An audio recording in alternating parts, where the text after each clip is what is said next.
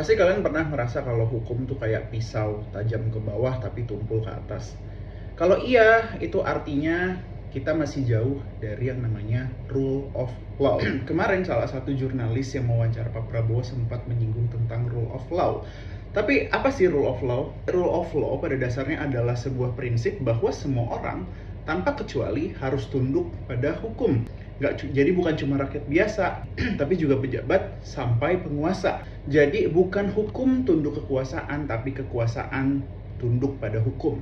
No one is above the law. Ada beberapa elemen penting dalam rule of law. Yang pertama itu supremasi hukum, yang artinya hukum lebih tinggi dari kekuasaan.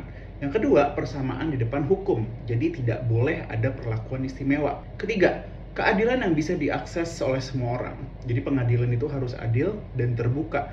Dan yang keempat, hukum dibuat secara demokratis, bukan titipan elit.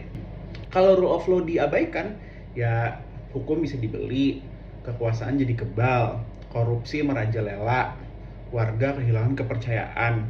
Bahkan kalaupun kita mau ngurusin suatu kasus yang terjadi, ya bayar. Jadi rule of law itu bukan sekadar jargon hukum. Itu adalah fondasi negara hukum yang adil.